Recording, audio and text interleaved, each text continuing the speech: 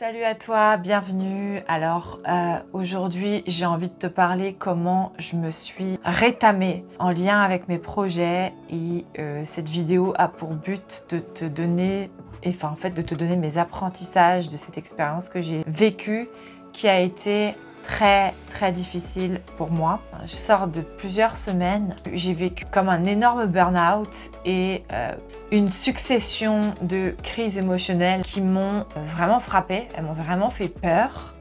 Et je me suis dit que j'étais peut-être pas la seule à vivre ça, mais surtout j'avais envie de partager qu'est-ce qui m'a menée là et en quoi j'en sors grandie maintenant aujourd'hui. Je pensais comprendre et connaître le terme du burn-out, mais en fait là, je pense que je l'ai expérimenté au-delà de la fatigue, je l'ai expérimenté dans mon corps. Ça a été vraiment éprouvant. Je t'explique en fait, ça fait plusieurs années que je nourris deux projets parallèles parce que moi je suis à la fois danseuse et à la fois, je rêve de devenir thérapeute, d'accompagner des personnes au one-on-one ou en groupe. Et j'avais déjà commencé à me former dans cette direction. Et en même temps, je suis prof de danse aussi à côté. Donc, j'ai beaucoup nourri mon côté artistique dans ma vie. Tout en étant une personne qui travaille de façon, qui a un travail salarié, de bureau, à temps plein.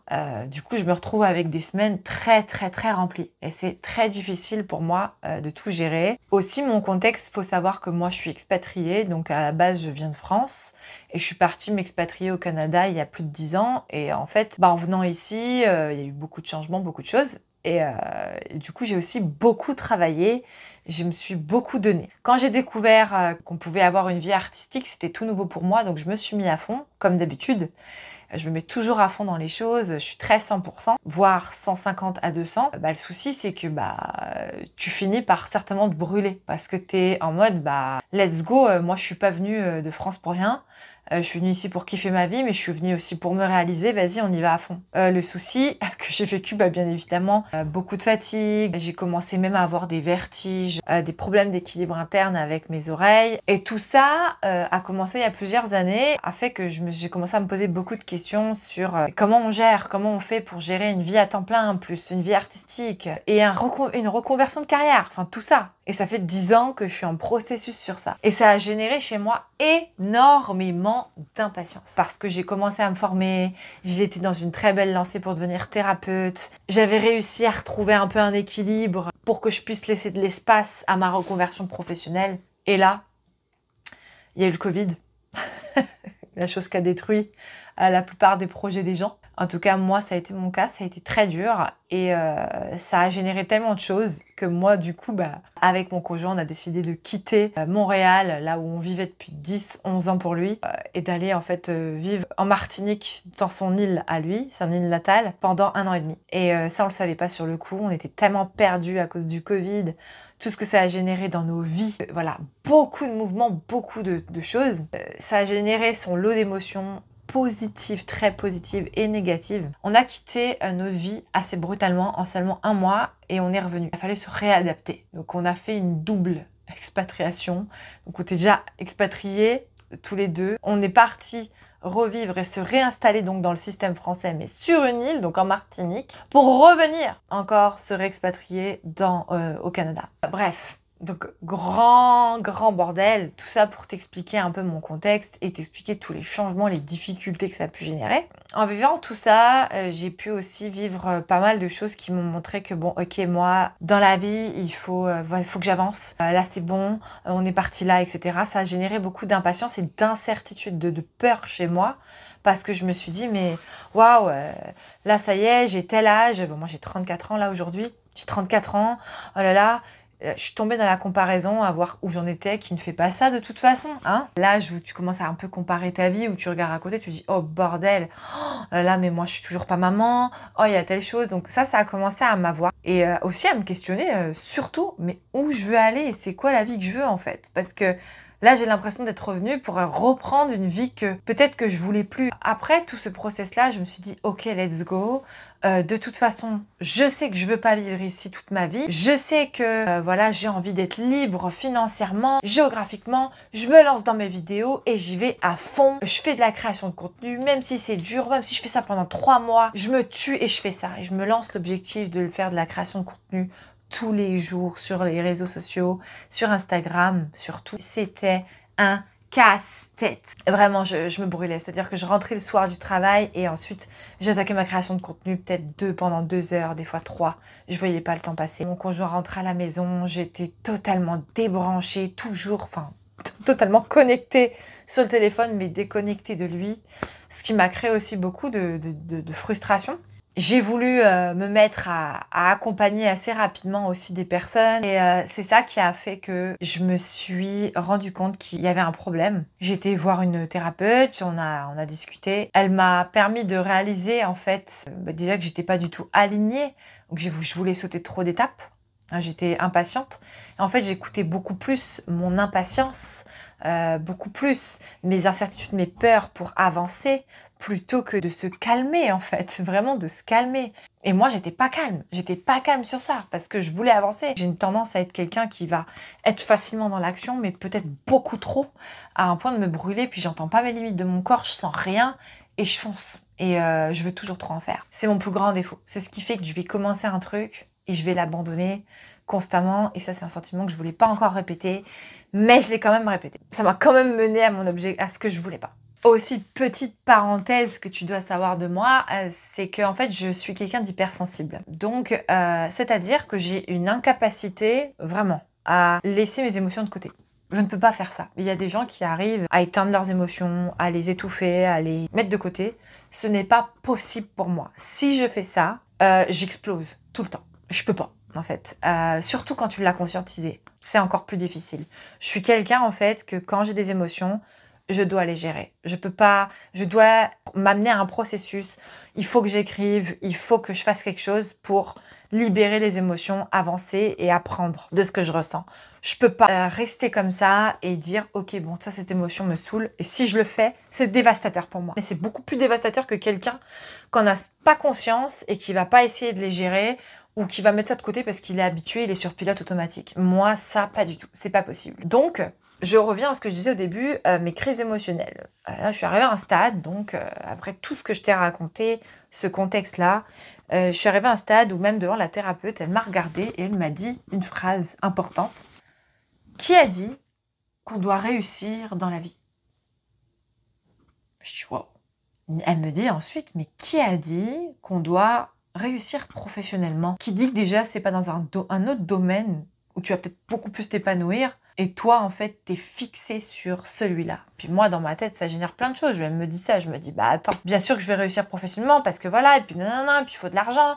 Et puis si, oui, c'est vrai. Mais pourquoi forcer quand ça marche pas? Et quand elle m'a dit ça, on avait eu beau me le dire des millions de fois avant. On m'avait beau me dire 1000 fois de me calmer, ça passait pas. Mais c'est comme si je venais de comprendre à quel point j'ai forcé. Et quand je vous dis que j'ai forcé, c'est-à-dire que moi j'ai une tendance que ça marche pas dans le truc. Moi je m'étais mis en tête, je veux devenir thérapeute. Je m'obstinais dans ça et j'étais pas flexible à voir déjà qu'est-ce que la vie pouvait m'offrir. Est-ce qu'il y avait d'autres choses qui s'ouvraient à moi? Moi j'étais fixée sur je veux devenir ça et juste ça. Et de cette façon-là, en plus. Donc c'était pas ouvert du tout. Elle m'expliquait, mais Laure, quand c'est pas fluide dans ta vie, quand il y a un domaine qui n'est pas fluide, où tu as des obstacles, parce que je comprenais pas, elle me dit quand tu as des obstacles, mais elle dit pas juste un obstacle de temps en temps, elle dit des bâtons dans les roues. Quand tu as des bâtons dans les roues, où est-ce que tu veux aller? C'est qu'en général, c'est pas là qu'il faut aller. En fait, quand elle me disait tout ça, j'étais choquée, parce que je disais, waouh, c'était difficile. Elle me dit ensuite, tu sais, dans la vie, des fois, c'est pas... on va pas forcément réussir dans quelque chose qui est forcément en lien avec nos compétences. Et là, j'avais du mal à comprendre ce qu'elle me disait. Elle me dit, tu peux être très compétente dans un domaine et le vouloir très fort, ce domaine-là. Donc, si c'est dans un domaine ou dans la façon que c'est, comment c'est en ce moment, tu le forces, tu te démènes, ça te fait mal, ça pète au corps, tu t'en pleures, c'est dur. Bex, c'est que c'est pas forcément la direction, ou maintenant, ou comme ça. Elle dit, tu peux vouloir très fort quelque chose, c'est pas forcément là que la vie veut que tu ailles. quand elle m'a dit ça. Et ça m'a frappé, vraiment. Ça m'a frappé comme un camion. Comme un camion frappe un mur. Vraiment, parce que je me suis dit, mais c'est vrai. En fait, c'est tellement vrai. Elle a dit, tu peux te vouloir devenir thérapeute. Il n'y a pas de problème. Mais peut-être qu'il faut que tu regardes aussi dans quoi ta vie est fluide. Plutôt que de regarder là où c'est pas fluide, plutôt que d'aller là où c'est pas fluide. Et en fait, quand elle m'a dit ça, il y a plein de choses qui arrivaient dans ma tête. Je me suis dit, mais c'est vrai. J'ai eu tel travail avant, celui-ci, c'était pas fluide. Je forçais tout. J'avais l'impression qu'il fallait que je me prouve énormément. Et j'arrive dans l'autre travail, le nouveau que j'ai, il est tout fluide. J'ai pas besoin de sentir que je me prouve. Les choses se placent toutes seules. Et elle m'expliquait ça, ce truc-là. Je lui dis, parce que je lui demandais, c'est quoi? C'est quoi la fluidité? C'est quoi quand c'est fluide? Elle me dit, mais quand c'est fluide, les choses vont tout seul, tu forces pas. Elle dit, moi, quand j'ai voulu devenir thérapeute, c'est pas ça que je voulais. Elle m'a dit, c'est pas ça que je voulais. Mais quand j'ai voulu le devenir, toutes les portes sont ouvertes. J'ai même pas eu à chercher de clients. Elle me dit, je n'ai même pas eu à faire de site internet depuis le début que j'ai commencé il y a 10 ans. Elle me dit, je voulais faire un site internet, je l'ai jamais fait aujourd'hui. Mon calendrier est rempli. Je suis bookée à fond. Elle me dit, quand elle m'a dit ça, j'ai dit, waouh, c'est un bel apprentissage. Il est dur parce qu'on peut se faire tellement de mal. Moi, perso, ça m'a grave frappé. Et ça m'a fait percuter que, ok, dans ça, c'est fluide. Mon couple, est-ce qu'il est fluide? Bah ouais, c'est quand même fluide. Par contre, j'ai tellement regardé dans la direction que ça allait pas, que j'en ai oublié dans quoi c'était fluide. Et j'ai délaissé ce qui était fluide. Et ça c'est ce qui, je pense, m'a fait le plus de mal. Parce que j'ai constaté que je nourrissais pas mon couple depuis un temps. Parce que habitude, parce que pilotage automatique, parce que je suivais mes peurs. Et bah non, en fait. Quand je parle de crise émotionnelle que j'avais, c'est-à-dire que pendant plusieurs jours en continu, mon corps, vraiment, il fallait que je pleure. Pleure beaucoup. Mon ventre se contractait, j'avais de la colère, j'avais de la rage qui sortait, du sentiment de « je trouve que c'est injuste ». Pourquoi j'y arrive pas? Il y avait tout ça qui sortait. Donc, c'était important pour moi de comprendre le sens de ce que je vivais. Et quand j'ai eu ces réponses-là, tout s'est placé. Ben, bien évidemment que c'était pas fluide et bien évidemment que j'ai délaissé mon couple, ce que je n'aurais pas dû faire. J'ai laissé de côté plein de choses et j'étais trop focus sur « c'est ça que je veux ». Donc voilà. C'est une vidéo très spontanée que je te fais là et voilà, elle est fluide. Je pense que tu me verras beaucoup plus faire des vidéos où je te partage mes apprentissages comme ça plutôt que de faire un peu le format que je faisais avant. Rien ne veut dire que je vais faire d'une façon ou d'une autre, mais je préfère te parler de façon authentique comme ça parce que je suis convaincue que peu importe ce que j'ai pu dire aujourd'hui, ta vie ici n'est pas la mienne, mais je suis convaincue qu'il y a des choses que j'ai dit qui vont certainement résonner en toi. Donc je te souhaite plus de fluidité et de regarder dans quoi ta vie est fluide, vraiment. Dis-moi en commentaire ce que tu en as pensé et bah tiens, dis-moi dans quoi ta vie est fluide et dans quoi elle ne l'est pas aussi, pourquoi pas. C'est des bonnes pistes de réflexion.